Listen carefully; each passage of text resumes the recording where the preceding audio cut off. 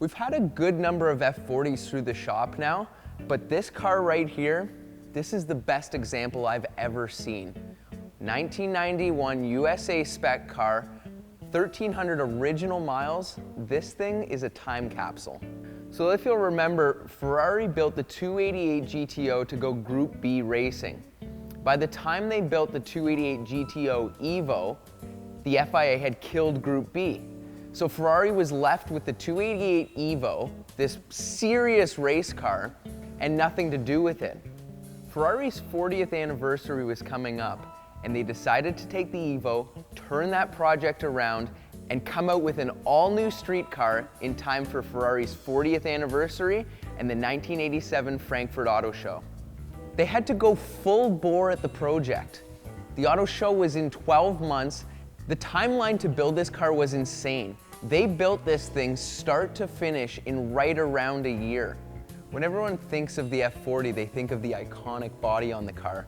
Pininfarina had just finished designing and creating the Evo, so they took the Evo and worked on that, and that's what led to the F40. You can see the resemblance in the nose here. So what they did is they actually went to the wind tunnel and they thought about aerodynamics for this car. They slanted the nose down way closer to the ground, and they gave the car the iconic F40 wing. But unlike the 288, the F40 was designed to be a street car.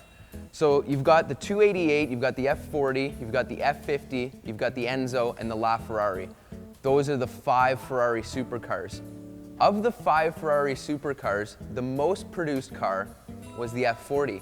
Initially, they had decided to build 400 cars, but demand was off the charts. They ended up settling at just over 1,300 cars, with only 215 of those cars being the USA spec cars.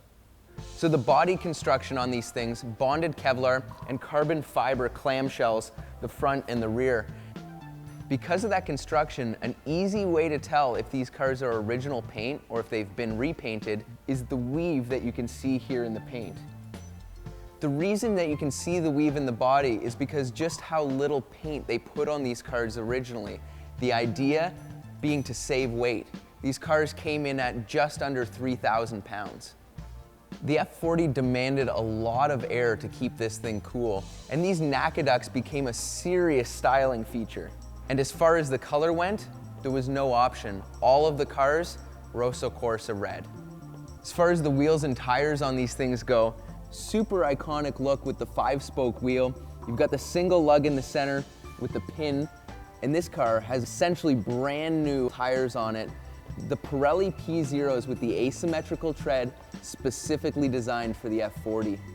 And you look through the wheel here, of course you've got the 4-wheel disc, big Brembo brakes. So getting into these cars, you've got to kind of crawl over this big carbon panel here. And the first thing you notice is just how much exposed carbon there is on these doors and how stripped down the interior of these cars are. Reaching around the seat here, there's so much flex in these seats, you can really feel how thin these carbon seats are. And looking around the cockpit, there's no creature comforts. I mean, I guess they say they have air conditioning, but it's really more of a climate control, and that's it. There's no dome lights, there's no door handles. Looks like a race car in here. There's no power windows, there's no power seats, there's no power anything. You know, you look here, there's no glove box. All you've got is your little storage compartment here by the handbrake. Grab the shifter, 5-speed dogleg transmission, dual-plated clutch, and a classic looking Ferrari steering wheel. You turn around here and you can just see the exposed tubing and just this curved piece of Lexan separating you from the engine compartment. You may as well fire it up while we're in here. And again, just like the 288, this bendable key or foldable key, I don't really know what the purpose is.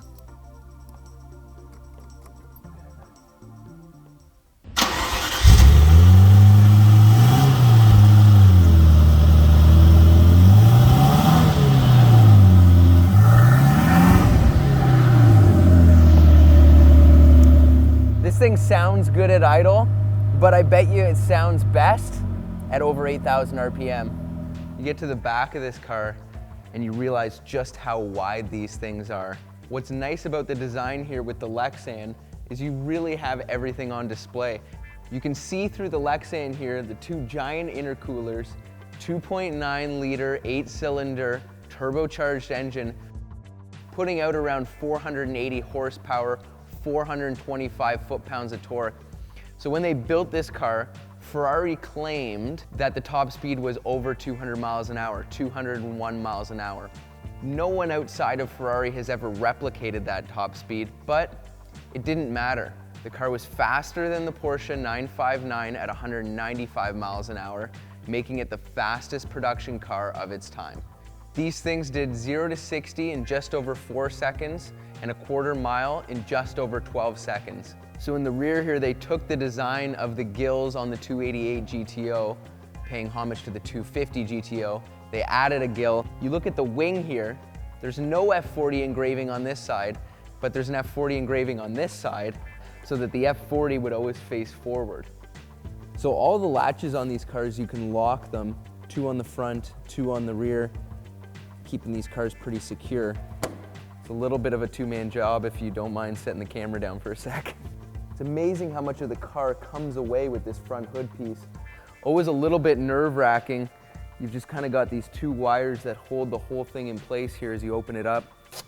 You've got all your Ferrari toolkit that's Velcroed up in here.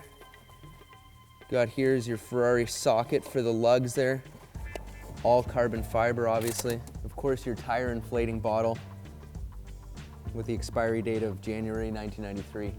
You can see that the hood scoops actually plumb right into the climate control here. And then reach over here to all the front suspension, stamped USA from the factory there. And you see all the original factory markings here in yellow, still on the car.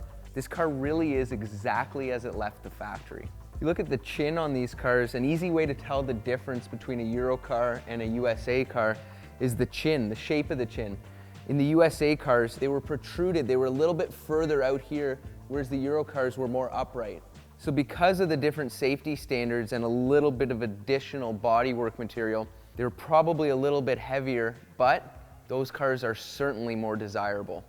So now we've got to ask ourselves, do you need a car like this? No, you don't really need a car like this. I mean, maybe if you're a guy with a 288 GTO, F50, Enzo, and a LaFerrari, and you're just missing the F40, okay, maybe you need the car. But do you want a car like this? Do you want one of the best examples of an F40 on the planet, one of the most iconic supercars to date? Oh yeah. Yeah, you want a Ferrari F40.